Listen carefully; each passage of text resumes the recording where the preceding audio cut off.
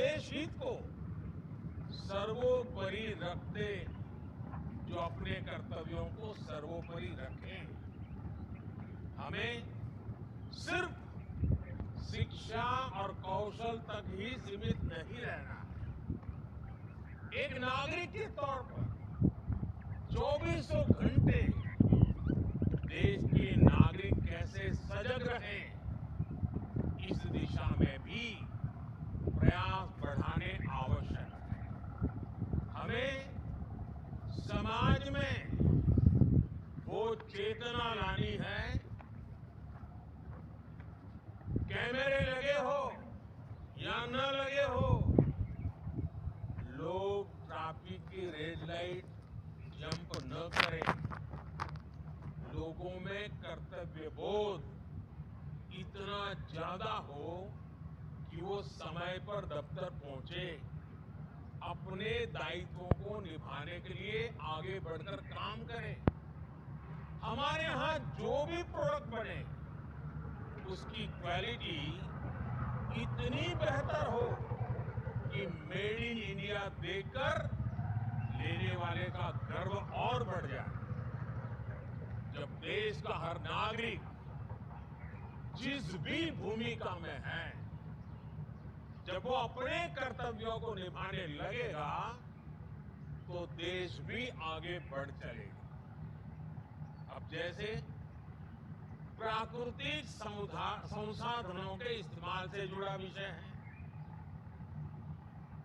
जब जल संरक्षण को लेकर गंभीरता बढ़ेगी, जब बिजली बचाने को लेकर गंभीरता बढ़ेगी, जब धरती मां को बचाने के लिए केमिकल का इस्तेमाल कम होगा, जब पब्लिक ट्रांसपोर्ट के ज्यादा से ज्यादा इस्तेमाल के प्रति गंभीरता होगी, तो समाज पर, देश पर, हर क्षेत्र में बहुत ज्यादा सकारात्मक प्रभाव पड़ेगा। मैं ऐसे कितने ही उदाहरण आपको गिना सकता हूं।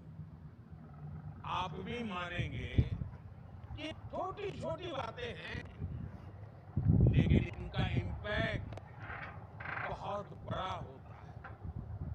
स्वच्छता के जन आंदोलन को नई ऊर्जा कैसे दी जाए, इसके लिए भी आपके सुझाव अहम होंगे। हमारे युवा आधुनिक लाइफस्टाइल के साइड इफेक्ट का मुकाबला करें, इसके लिए आपके सुझाव अहम होंगे। मोबाइल की दुनिया के अलावा बाहर की दुनिया भी देखें, ये भी उतना ही जरूरी है। एक शिक्षक के तौर पर आपको ऐसे कितने ही विचारों की सीडिंग वर्तमान और अगली पीढ़ी में करनी है। और आपको खुद भी अपने विद्यार्थियों का रोल मॉडल बनना है।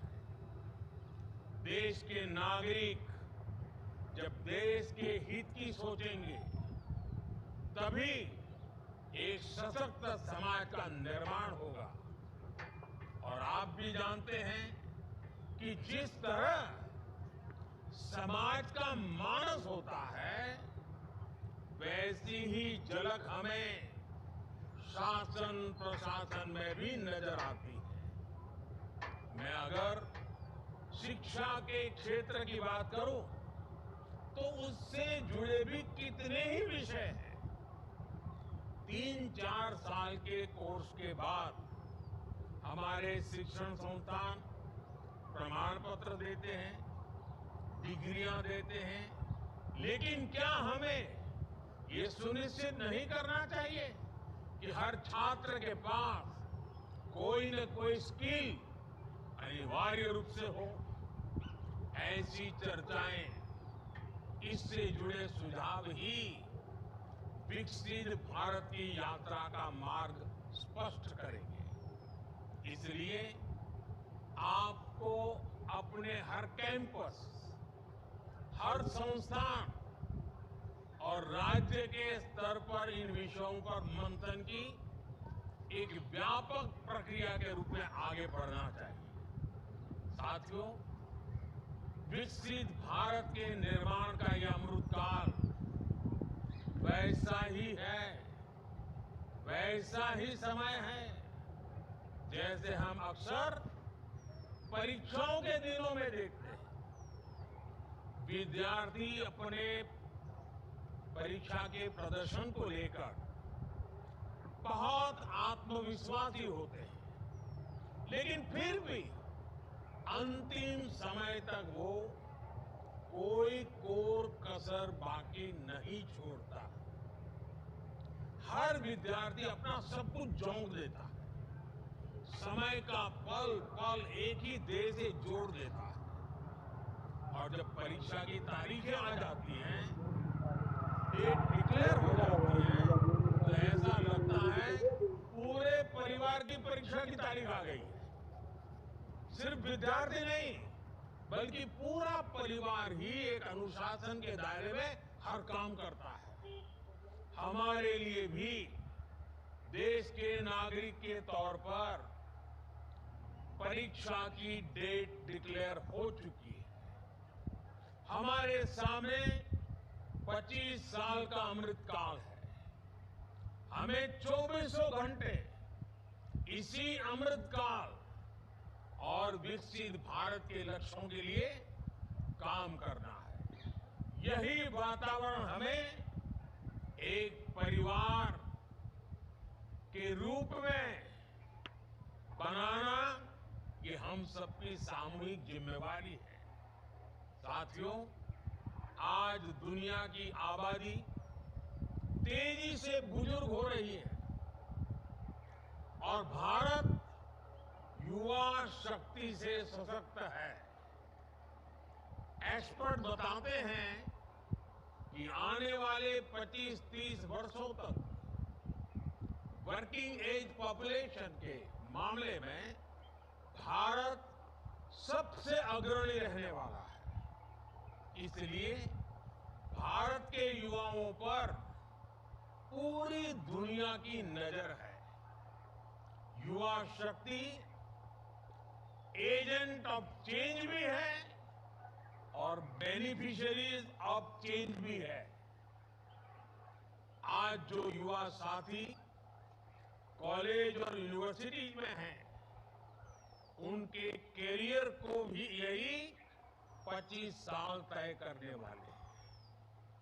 यही युवा नए परिवार बनाने वाले हैं, नया समाज बनाने वाले हैं। इसलिए ये तय करना कि विकसित भारत कैसा हो, ये हक भी सबसे अधिक हमारी युवा शक्ति को ही है। इसी भाव के साथ सरकार देश के हर युवा को विकसित भारत के एक्शन प्लान से जोड़ना चाहती है। देश के युवाओं की आवाज को विकसित भारत के निर्माण की नीति रणनीति में ढालना चाहती है।